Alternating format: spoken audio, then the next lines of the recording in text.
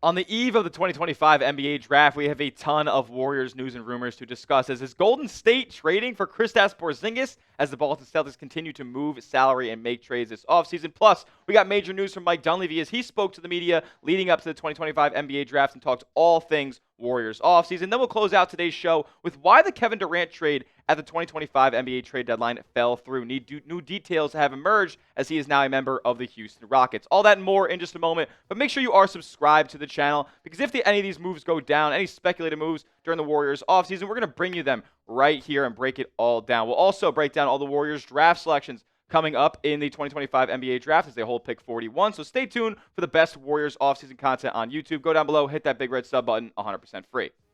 All right, let's talk about it. Kristaps Porzingis trade as Warriors were listed on a list of teams that have been, quote-unquote, in contact with the Boston Celtics on a Kristaps Porzingis trade. Obviously, last night, late Monday, the Celtics made a trade with the Portland Trailblazers, sent Jrue Holiday to the Pacific Northwest, bringing back Anthony Simons, shedding a little bit of salary, but they are still trying to get underneath the NBA's second luxury tax apron, so there's more moves that need to be made, and Kristaps Porzingis is at the top of their trade rumors at this point. Brett Siegel of Clutch Points saying the following: The next order of business for Boston is trading Kristaps Porzingis. As he enters the final year of his contract, Porzingis has drawn interest from several teams in both conferences. The Pelicans, Golden State Warriors, Los Angeles Lakers, Atlanta Hawks, and Toronto Raptors are a few of the 10 to 12 teams that have been in contact with the Celtics recently, according to sources. Look, man, Porzingis would fit in awesomely, but it seems like there's a little bit of a bidding war going on right now for the Latvian big man who is going to turn 30 this upcoming year. He had the mystery illness in March and really did not perform with the Celtics, the level the Celtics needed him to in the postseason. But this is a really, really good player who would fit right in to Golden State system, man. A 40% three-point shooter, a guy who can give you 20 points any given night. The issue we all know with Kristaps Porzingis, though, is the health and his availability. Played less than 100 games in his 2 regular seasons with the Boston Celtics, and his best season really since his rookie year, playing 65 games in 2022-23. So, again, there's real concerns with the, especially with the Warriors, who are, led by a bunch of older veteran talents, guys who are going to miss time during the regular season, and they really can't afford to be in the position they were last year, kind of fighting for their playoff lives through the home stretch of the NBA season, ending back up in the NBA play-in. I don't think that's a position that they want to be in next year. So I think that they want players to improve this roster that are going to be able to improve the roster and improve their standings in the Western Conference as the season goes on and be available night in and night out. Also, Tim Kawakami did mention this as well as kind of a thing that might, to me at least, dispel the Kristaps Porzingis trade interest from Golden State. He did say, I've said before that stretch 5 would be the free agent target, but I don't think it's going to be a stretch 5 now. So Golden State maybe isn't prioritizing a major stretch 5, I guess, improvement this offseason, as they do have Quinn Post waiting in the wings. He got a ton of minutes down the stretch of last season and really showed some flashes that he can fill that role for the Golden State Warriors these next couple of seasons. So they seem like they're putting a lot of faith in Quentin Post. I'm not so sure that a Kristaps Porzingis trade is all that likely at this point because it's going to be crazy difficult financially. Like the Celtics are a second apron team. They can't aggregate contracts. And Golden State, they don't have a ton of big contracts to be able to match Porzingis money. We'll talk more about that kind of restriction in Golden State's area in just a moment. But I want to ask you guys this question. Should the Warriors trade for Kristaps Porzingis? You let me know in the comment section, yes or no. Is that a player that you want on the Golden State Warriors, or is it kind of a situation where his health kind of scares you guys a little bit? You let me know what you guys think down in the comments, yes or no. Should the Warriors trade for Kristaps Porzingis or not?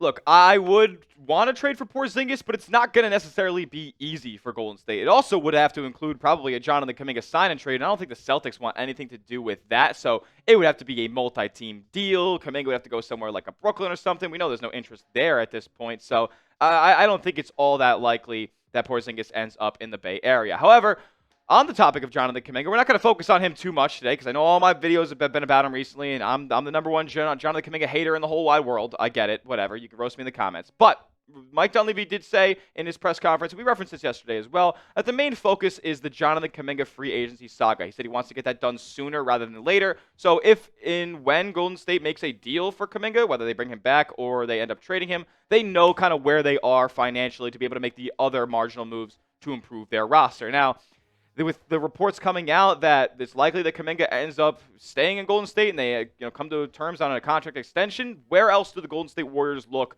to add talent at this point? Because there aren't that many other avenues to go out there and do so. They're tied up with the Jimmy Butler and the Steph Curry max deals, and you're tied up with a Draymond Green $25 million a season. So it's not going to be easy for them to make a ton of external moves, but they do have some exceptions at their disposal that they can work with. They have the non-taxpayer mid-level exception. Now, I'm not so sure how much access they will have to this given what happens with Jonathan Kuminga. Like, if they re-sign him, are they going to use the non-taxpayer mid-level beforehand and then make the deal for Kuminga to come back? Like, that's probably how they would have to do it. I think if they made the Kuminga re-signing, I think they would probably not be available to use this anymore. So I'd say that they go after that early this offseason. Also, they get the biannual exception. A player can sign up to $5.1 million. Teams get that every 2 seasons. They also have 2 trade exceptions, $8.8 million. I would love to see if Golden State can make something happen with that, with the $8.8 million trade exception, as well as they got a $2.2 million one. That's really nothing. They also have a second-round draft exception, and then they veteran at minimum, which all teams have as well.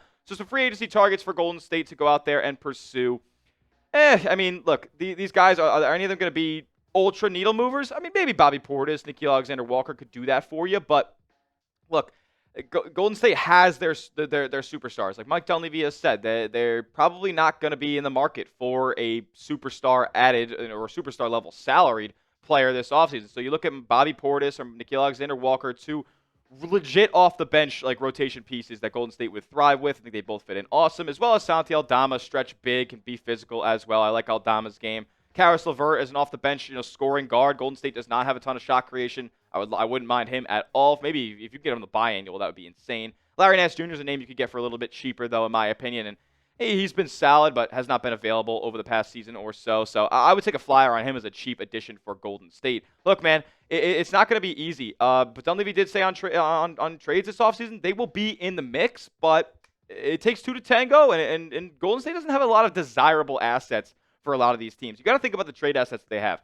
Like, Jonathan Kuminga sign and trade. That's a huge one. Moses Moody, like $11 million. So you can make something work there, I guess, a little bit. Buddy Hield. Like, outside of that, they really don't have many trade chips that, make sense financially to part with in order to get new talent. So it's going to be interesting to see how Golden State navigates this offseason, no doubt about it. More from Mike Dunleavy here from his press conference about the salary restrictions in Golden State and how trades will kind of look this offseason. It's only because of our salary structure and the way it works with the amount of money you can use underneath the second apron. That probably restricts it more than anything for us in terms of pursuing the best roster we can. I think we'll look at a lot of stuff. We'll look at players that we really like that maybe we're just got to be, he's kind of tripping over his words there, probably not able to get those kinds of guys. It's almost impossible for us to add a player in the salary range of guys we were looking at last summer since we've added Jimmy Butler. That would be the only limiter. But in terms of finding talent, improving the team, we're going to look under every rock to try and do that. Look, one thing is certain, Warriors fans. This roster needs to improve. The Rockets went out there and got Kevin Durant. The Spurs are going to have hopefully a healthy Wemby, and who knows what they'll add after adding Dylan Harper, the number 2 overall pick this offseason. The Thunder are still going to be as good as can be. The Lakers are going to be a better version of themselves. The Timberwolves will probably get a little bit better as well. The West is as good as it could possibly be right now, and Golden State is kind of falling by the wayside in a way if they don't end up getting more talent on their roster this offseason. I'm not asking for a superstar level guy. I'm not asking for a multi-time all-star to join the roster. What I'm asking for is just basketball players, guys who can. I'm not embarrassed that are out there on the floor and down the home stretch of playoff games that Golden State desperately needs to win so they can get their injured star back in for a Game 6. Yeah, look, I'm sorry. I don't want Gary Payton and Kevon Looney playing down the stretch of big-time playoff games anymore. I just don't need it. The Warriors are better than that, and Steph deserves more than that. Who's your guy? Name a player the Warriors should add this offseason, whether it's via trade, whether it's via free agency. You let me know who you want wearing blue and gold next season. Quickly, before we move on to the Kevin Durant stuff, could Golden State move up into round 1 of the NBA draft? Mike Dunleavy was asked how Golden State's going to navigate their draft selections this year. If you remember, last season they ended up trading away their second-round pick, ended up trading back for it and getting Quinn Post in that deal. So Golden State is no stranger to moving around in the draft, but I'm not so sure it will be all the way up into round 1 unless they were willing to give some future draft capital. I don't think they're in the business of doing that. Dunleavy said this: I think most likely in the second round, it's probably looking at moving up or back within that round. Is there a possibility we can move into the first round? Sure. I wouldn't put it highly likely, But you never know. On draft night, you get calls, you explore things, you look at stuff, and we'll continue to do that. Look, it'd be cool. It'd be really cool if the Warriors could move into round one if they really liked a player who they think they could contribute immediately. Because, look, if Golden State takes a project player with their draft selection this year, that is a legitimate problem. And Mike Dunleavy, I'd be very upset with him. I'm just not so sure that Golden State has the right ammo to move up. Like, I was talking about generally trading for players earlier. Like, our team's going to be willing to move, part with a first-round pick for Moses Moody, Buddy Hield, or Jonathan Kuminga. Like, I highly, highly, highly, highly doubt it. So I'm not so sure that Golden State has the right ammo to move up in this draft unless they'd be willing to give away future draft capital, like talking 27, 28, 29, 30 draft picks. And I don't think they're in the business of doing that with Stephen Curry's career in the spot that it's in right now and the uncertainty of his future past his current contract. We'll talk more in just a moment, but make sure you guys get hooked up with this fresh Warriors 4th of July gear. The holiday's coming up soon, and if you're cooking out, you're going to want to be looking fresh as well. You can rock this tee with this link right here, chatsports.com/Dubs4th. I put that link in the comment section and description of today's video as well, so go get yourself some fresh Golden State Warriors 4th of July gear. I love the pattern there, USA flag behind the logo. All right, now let's talk about it. Why the Kevin Durant trade to the Golden State Warriors fell through. It was widely speculated that Durant and Draymond Green, they had their issues, especially in the home stretch of Durant's career in Golden State. They had a falling out, all that stuff. And kind of when this trade was being discussed and was essentially in place right before the trade deadline, before the Warriors went out and made the Jimmy Butler move, it was said that Durant pulled out of the trade because, and many people thought, Draymond Green. But ever since he was traded to the Houston Rockets, Logan Murdoch wrote a piece up on The Ringer and explained why Durant ended up having cold feet about coming back to the Bay Area. Murdoch saying Durant's exit from the Bay Area arguably had more to do with his issues with Steve Kerr than any shouting match with Draymond Green. Durant repeatedly complained both publicly and privately about Kerr's offensive principles during his final season with the Warriors, and he continued to do so even after he left for Brooklyn. I mean, look, Steve Kerr wasn't getting fired, so the Durant trade clearly wasn't going to happen. I guess they had a falling out, and Durant didn't like his offensive philosophy. I wonder if he didn't love playing for him in the Olympics when USA took home gold last offseason. But regardless, I guess things worked out for everyone. Durant got what he wanted, went to a team that he was willing to sign an extension with in the Houston Rockets, and the Warriors ended up getting Jimmy Butler. And they're a very entertaining basketball team now, and they made a real big push this past season to get into the postseason, won a series against the number 2 seed, and ended up falling short after Steph went down. I think this team is in a solid spot, but there are definitely some moves that need to be made around the margins in order for them to reach their ceiling and really compete with the top teams in the Western Conference in 2026. That will do it for today's edition of Warriors Today by Chat Sports. Lock us in and hit that subscribe button, because whenever the Warriors make a move, you know we're bringing you a video right here on the channel. Hit that sub button. We'll see you guys on the next one. And as always, let's go Dubs.